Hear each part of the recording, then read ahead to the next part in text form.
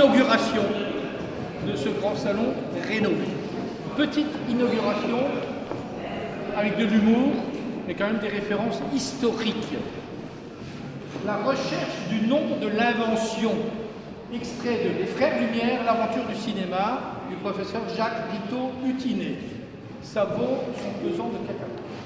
Tiens, en fait, quel nom pour la nouvelle merveille?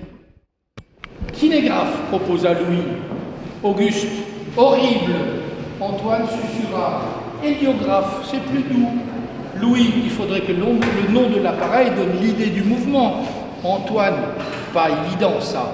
Et photobioscope, lança Auguste. Encore plus horrible, dit rageusement Antoine. Il y aurait bien une solution. Antoine semblait se parler à lui-même. Magnifique, j'ai trouvé. Louis le regarda.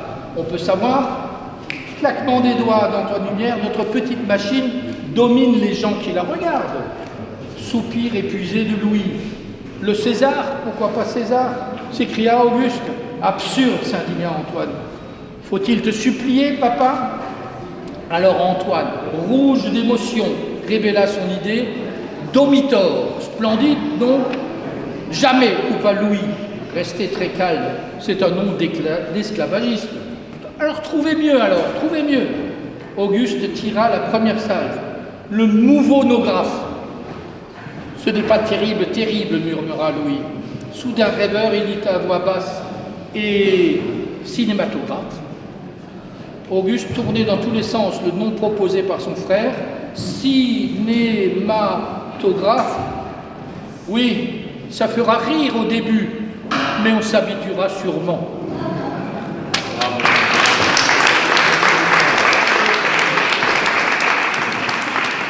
La parole à Jean-Louis pour quelques maximes bien sensées. Alors, quelques maximes qui ont été choisies par l'association, et moi je vous propose qu'on applaudisse très fort l'association. Peu après la première publique de leur film, à Paris, donc ce n'était pas la première, Louis aurait déclaré « Le cinéma est une invention sans avenir ». Puis Auguste, « Mon invention sera exploitée pendant un certain temps comme une curiosité scientifique, mais à part cela, elle n'a aucune valeur commerciale, quelle qu'elle soit. » Ça, c'est la légende urbaine. On le fait dire également à Antoine. Personnellement, nous, à la Ciotat, on pense que ça n'est pas vrai et qu'ils ont dit ça pour décourager les concurrents.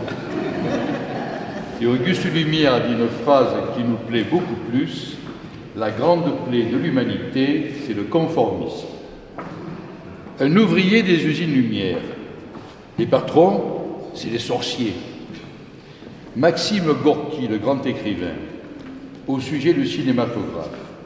Cette invention prend un chemin où sera résolu le mystère même de la vie. Et Fellini, le cinéma est une manière divine de raconter la vie, de concurrencer Dieu le Père, alors que la lumière soit.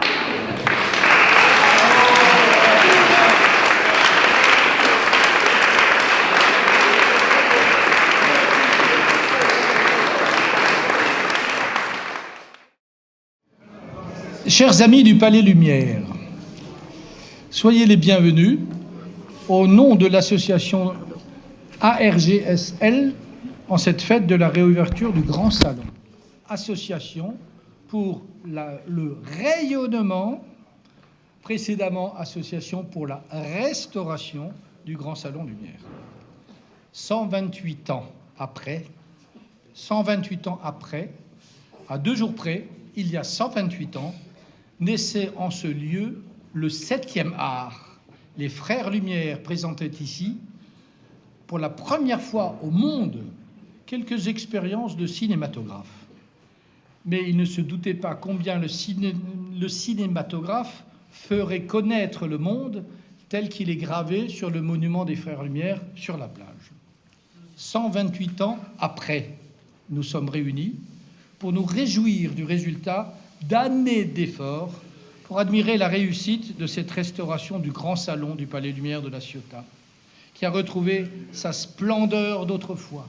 Des années d'efforts de l'Association pour la restauration du Grand Salon Lumière, l'ARGSL, sous la présidence de son fondateur Guy Ray, travailleur infatigable, négociateur opiniâtre, aiguillon vigilant de ce magnifique chantier. Il a droit à toute notre reconnaissance.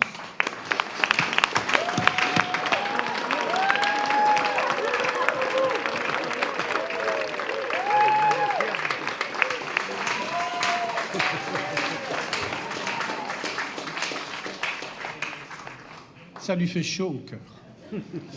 Merci aux copropriétaires du Palais Lumière qui ont financé ce chantier, 1,3 million d'euros pour le grand salon et les façades. Merci à tous nos contributeurs, sponsors, cofinanceurs, subventionneurs, mécènes. Le ministère de la Culture, par la Direction régionale des affaires culturelles, le Conseil départemental, la mission Stéphane Bern, pilotée par la Fondation du patrimoine, la mairie de La Ciotat. Merci à tous les membres de la RGSL pour leur fidèle soutien, année après année, à nos efforts. Enfin, un grand coup de chapeau à tous les architectes, artisans, artistes, gens de métier, qui de leurs mains ont su faire renaître le Grand Salon. Oui, c'est bien une renaissance, car à La Ciotat, il y a déjà eu 2 autres renaissances.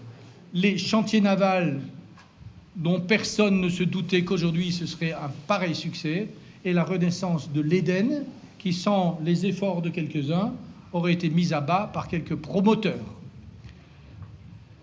Et aujourd'hui, la renaissance du Grand Salon du Palais Lumière. Grâce à vous tous, nous pouvons aujourd'hui admirer le résultat, nous pouvons être fiers de ce que nous avons réalisé, nous pouvons nous réjouir de léguer aux générations futures ce témoin des origines du 7e art, ce lieu de mémoire, comme il est écrit sur le monument à l'entrée, un lieu somptueux, magnifique, prestigieux.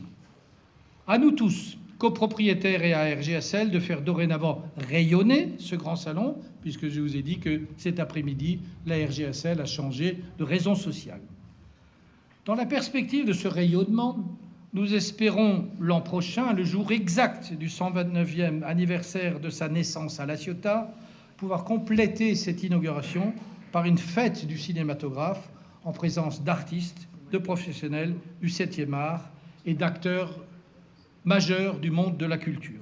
J'espère vous y retrouver tous. Merci.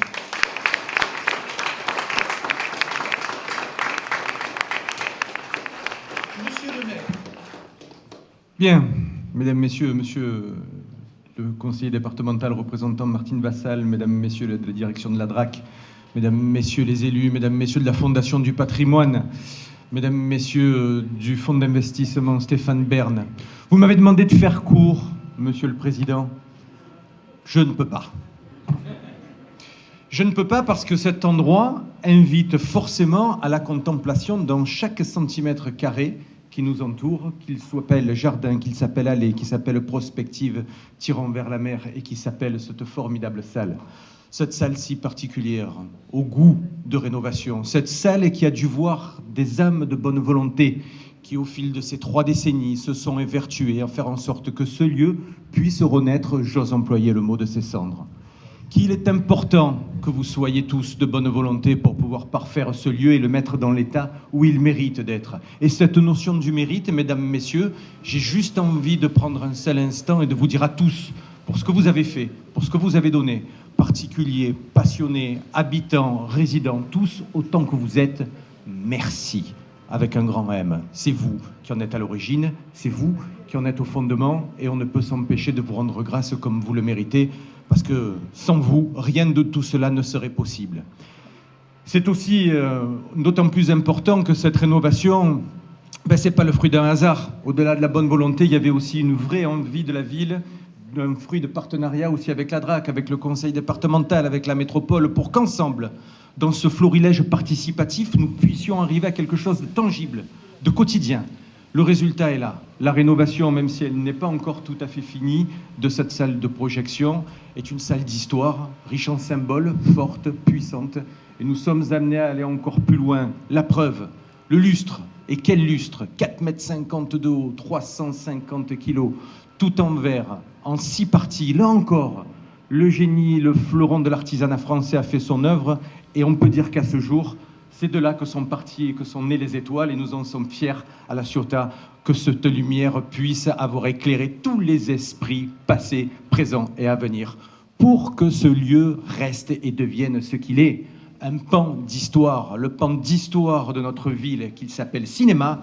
On est fiers à La Ciotat de pouvoir le porter, on est fiers que les stars continuent et deviennent ce qu'elles sont, parce qu'à l'origine, ça s'appelait La Ciotat, et c'est vous tous ici présents qui en êtes les témoins. Merci à vous tous. Messieurs, dames.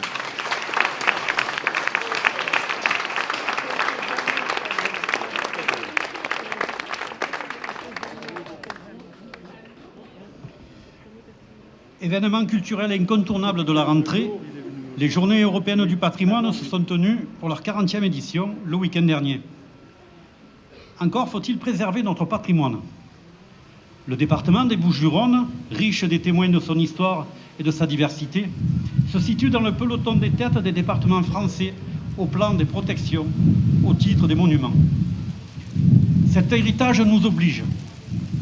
Nous sommes responsables, collectivement, de la protection, de la conservation et de la mise en valeur de notre patrimoine.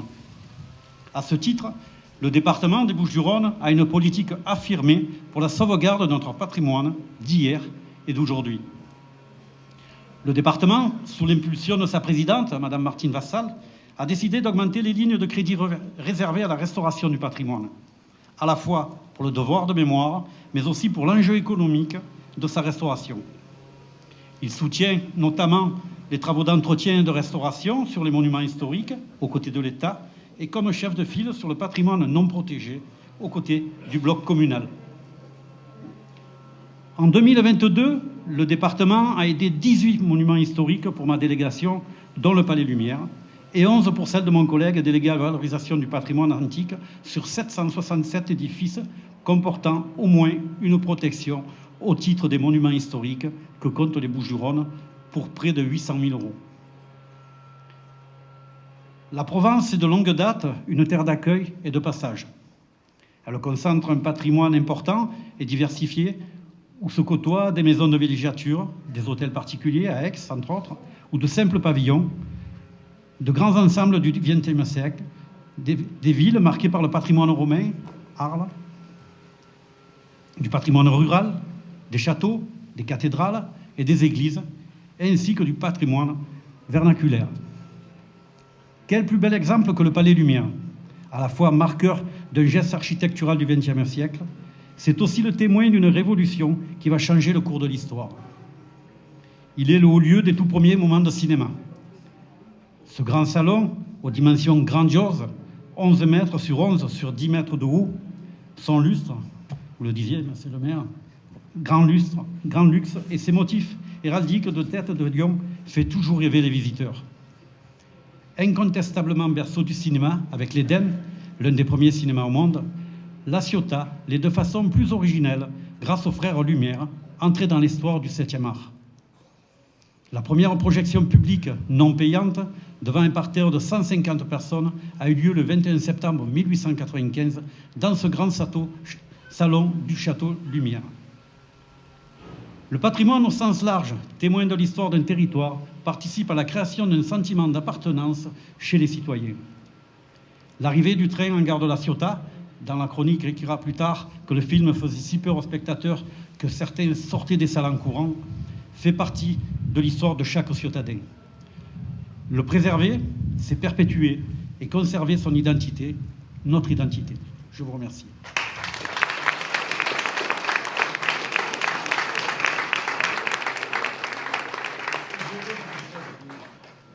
Monsieur Pierret, délégué régional de la Fondation du patrimoine, qui gère le fonds Stéphane Bern et qui nous a aussi beaucoup aidés.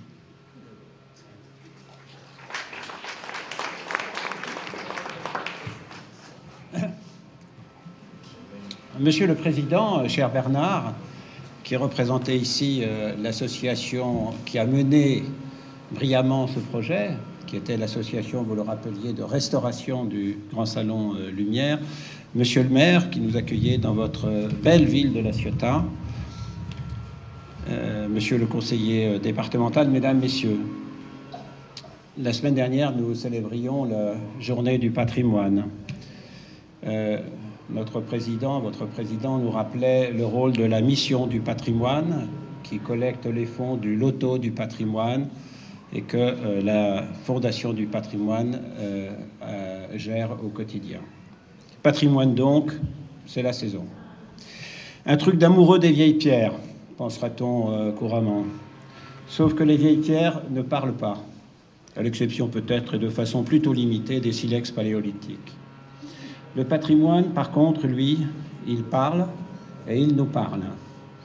Et c'est bien ce qui nous importe, car le patrimoine matériel, puisque architectural, qui nous réunit aujourd'hui, nous parle d'un autre patrimoine, le patrimoine immatériel, celui des idées, des croyances, des sciences et des techniques, des spiritualités, des philosophies, de la paix et de la guerre, des conceptions politiques, du commerce, de l'économie, des modes de vie, des arts et de la littérature, sans oublier les rois, les reines, les princes et les princesses, les vrais comme ceux des contes, bref, des savoirs ou des mythes accumulés par une civilisation et qui nous façonnent, qui conditionnent ce que nous voulons être. Tout comme Google Maps est incapable de nous dire comment nous pouvons atteindre notre destination si on ne lui dit pas d'abord d'où nous venons, le patrimoine, lui, nous dit d'où nous venons et c'est lui qui nous permettra de savoir comment aller de l'avant. En d'autres termes, le sauvetage, la réparation, l'entretien et la transmission du patrimoine est l'exact inverse de l'amour des vieilles pierres. Il ne regarde en arrière que pour éclairer l'avenir, encore faut-il transmettre ce qui nous a été légué.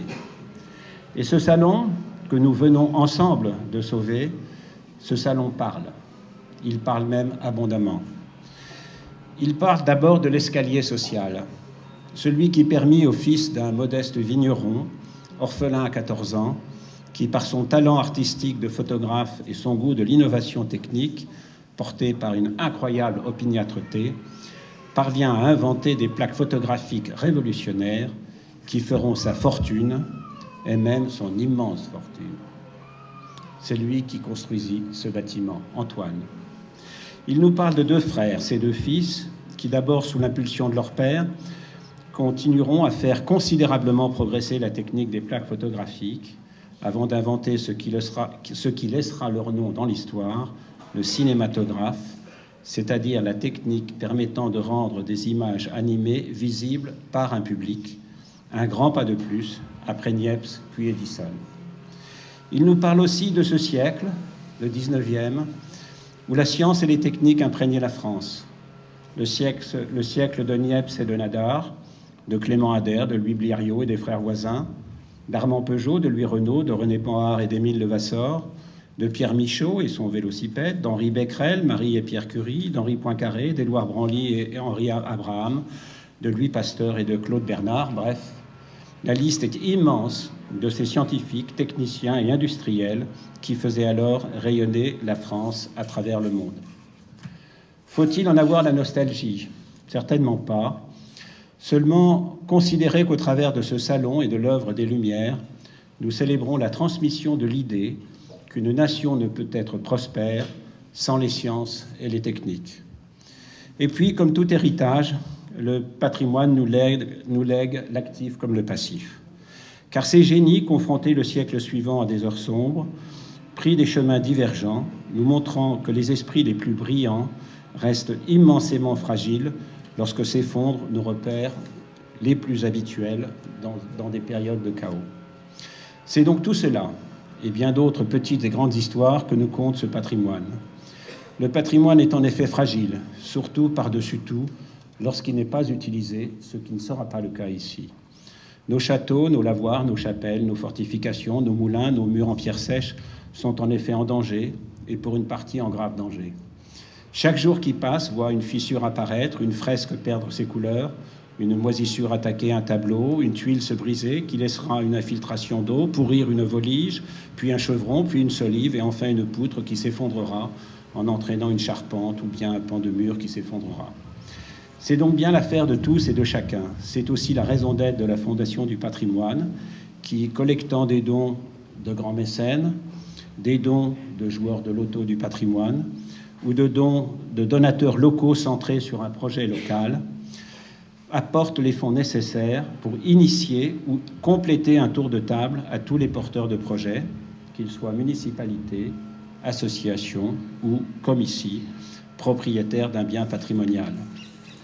J'en terminerai en rendant hommage à tous ceux qui, à un titre ou à un autre, ce qui m'empêche de les citer tous, ont contribué à cette grande œuvre de renaissance du Grand Salon Lumière, qu'ils en soient tous, absolument tous remerciés, et au premier chef l'association pour le rayonnement, la restauration de ce salon, ainsi que la copropriété du Palais Lumière et leurs 2 présidents successifs qui ont conduit ce défi avec une incroyable ténacité. Je vous remercie.